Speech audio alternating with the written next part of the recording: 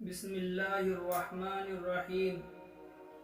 حضرت عثمان بن مظعون رضی اللہ تعالیٰ عنہ فرماتے ہیں کہ حضور اقدس صلی اللہ علیہ وسلم سے مجھے محبت تھی اور اسی کی سرنگ میں مسلمان ہوا تھا کہ حضور صلی اللہ علیہ وسلم مجھ سے مسلمان ہونے کو فرماتے تھے، اس وجہ سے مسلمان ہو گیا، لیکن اسلام میرے دل میں نہ جمع تھا۔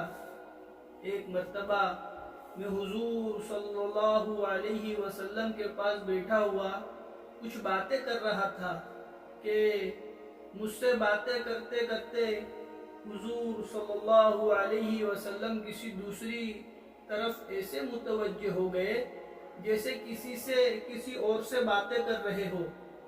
تھوڑی دیر میں پھر میری طرف متوجہ ہوئے اور ارشاد فرمایا کہ حضرت جبرائیل علیہ السلام آئے تھے اور یہ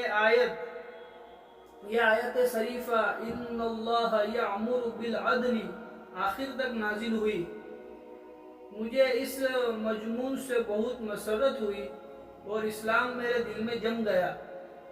میں وہاں سے اٹھ کر حضور صلی اللہ علیہ وسلم کے چچا ابو طالب کے پاس گیا جو مسلمان نہ تھے۔ ان سے جا کر میں نے کہا کہ میں تمہارے بھتیجے کے پاس تھا، ان پر اس وقت یہ آیت نازل ہوئی۔ وہ کہنے لگے کہ محمد صلی اللہ علیہ وسلم کی اتباع کرو۔ کس نے کہا؟ ابو طالب نے کہا۔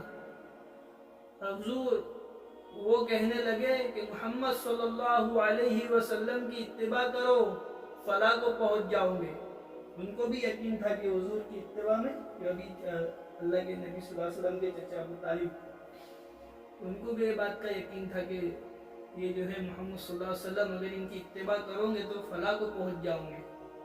خدا کی قسم، وہ اپنی نبوت کے دعوے میں سچے ہو یا جھوٹے، لیکن تمہیں تو اچھی عادتوں ہی کی تعلیم اور کریمانہ اخلاق سکھاتے ہیں۔ یہ ایسے شخص کی نصیحت ہے جو خود مسلمان بھی نہیں۔ دیکھیں بات آئی، اللہ کے نبی صلی اللہ علیہ وسلم کے چچا کے بارے میں بتا رہے ہیں۔ یہ ایسے شخص کی نصیحت ہے جو مسلمان بھی نہیں مگر وہ بھی اس کا اقرار کرتے ہیں کہ نبوت کا دعویٰ سچا ہو یا جھوٹا، لیکن اسلام کی تعلیم بہترین تعلیم ہے۔ وہ کریمانہ اخلاق سکھاتی ہے، مگر افسوس کہ آج ہم مسلمانوں ہی کے اخلاق سب سے گرے ہوئے ہیں۔ وَلَا يَعْتَلِ أُولِي الْفَضْلِ مِنْكُمْ وَالسَّعَةِ أَنْ يُؤْتُوا أُولِي الْقُرْبَى وَالْمَسَاكِينَ وَالْمُهَاجِرِينَ فِي سَبِيلِ اللَّهِ وَلْيَعْفُوا وَلْيَصْفَحُوا أَلَا تُحِبُّونَ أَنْ يَغْفِرَ اللَّهُ لَكُمْ وَاللَّهُ غَفُورٌ رَحِيمٌ۔ ترجمہ، مجھے ترجمہ نہیں ہے، اس کے بارے میں کچھ لکھا ہے۔ مجھے اس کے اعادے سے اس پر تنبیہ کرنا مقصود ہے کہ ہم لوگ اپنے ان اخلاق کے معمولات پر بھی غور کریں اور حق تعالیٰ شانہ کی اس ترغیب پر بھی کتنا سخت اور اہم واقعہ ہے کہ حضور صلی اللہ علیہ وسلم کی بیوی سارے مسلمانوں کی ماں، ان پر اولاد کی طرف سے بے بنیاد تہمت لگائی جائے اور اس کو پھیلانے والے وہ قریبی رشتہ دار ہو جن کا گزار اوقات بھی انہی کے باپ ہی کی انعات پر ہو۔ ایک موقع پر ہماری کسی ماں پر تہمت لگی تھی، حضرت عائشہ، تو جن لوگوں نے تہمت لگائی تھی ان کا گھر کا گزارا بھی حضرت ابوبکر صدیق رضی اللہ تعالیٰ عنہ کے خرچے پر ہوتا تھا۔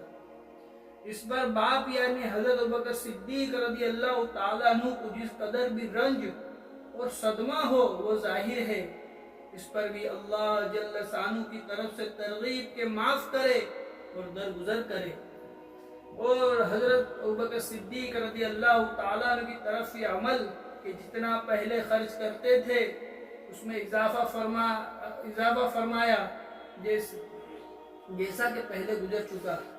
کیا ہم بھی اپنے رشتہ داروں کے ساتھ ایسا معاملہ کر سکتے ہیں کہ کوئی ہم پر الزام رکھے ہمارے گھر والوں کی ایسی سخت چیز کے ساتھ متہم کرے اور پھر ہم پر قرآن پاک کی اس آیت شریفہ کو تلاوت کرے اور اس رشتہ دار کی قرابت پر نگاہ رکھتے ہوئے کسی قسم کی عنایت ان کی گوارا کر لے، خاصا وقلہ عمر بھر کی اسی سے نہیں اس کی اولادوں سے بھی دشمنی بن جائیں گی۔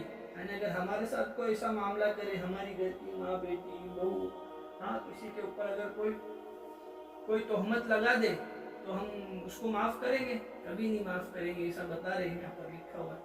تو بلکہ اس کی اولادوں سے بھی دشمنی رہیں گی، عمر بھر کی اسی سے نہیں اس کی اولادوں سے بھی دشمنی بن جائیں گی، بلکہ جو دوسرے رشتہ دار اس سے تعلق رکھیں گے اس کا بھی بائیکاٹ کر دیں گے، اور جس کسی تقریب میں وہ شریک ہوں گے مجال ہے کہ ہم اس میں شرکت کر لیں۔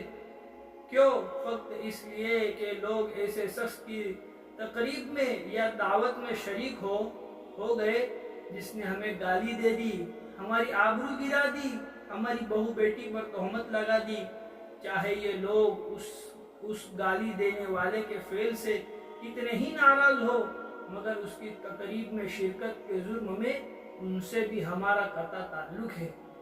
اللہ تعالیٰ کا پاک ارشاد ہے کہ ہم خود بھی اس کی عنایت سے ہاتھ نہ روکے، اور ہمارا عمل یہ ہے کہ کوئی دوسرا بھی اس کی دعوت کر دے تو ہم اس دوسرے سے بھی قطع تعلق کا منقطع کر دے۔ لیکن جس کے دل میں حقیقی ایمان ہے، اللہ جل شانہ کی عظمت ان میں راسخ ہے، اس کے پاک ارشاد کی ان کو وقعت ہے، انہوں نے اس پر عمل کر کے دکھایا کہ اطاعت کرنا اس کو کہتے ہیں، مطیع اور فرما بردار ایسے ہوتے ہیں۔ اللہ جل شانہ اپنے عالی شان کے موافق ان پر رحمت نازل فرمائے، یعنی صحابہ پر، اور ان کی شان کے موافق ان کے درجات بلند فرماوے، آمین۔ آخر یہ بھی جذبات رہتے تھے، غیرت حمیت رکھتے تھے، آخر یہ بھی جذبات رکھتے تھے، یعنی صحابہ کے بارے میں بتا رہے کہ وہ بھی غیرت مند لوگ تھے، ان کی اندر بھی غیرت تھی کہ کوئی ان کے اوپر انگلی اٹھا دے اور وہ برداشت کر لے، وہ بھی غیرت مند لوگ تھے۔ آخر یہ بھی جذبات رکھتے تھے، غیرت حمیت رکھتے تھے، ان کے سینے میں دل اور ان کے جذبات تھے، لیکن اللہ جل شانہ کی رضا کے سامنے کیسا دل اور کہا کہ جذبات، کیسی غیرت، کہا کہ بدنامی، اللہ کی رضا کے مقابلے میں سب چیز فنا تھی۔ صحابہ کے بارے میں بتایا کیسی صفت تھی ان میں، درگزر کرنا، معاف کرنا۔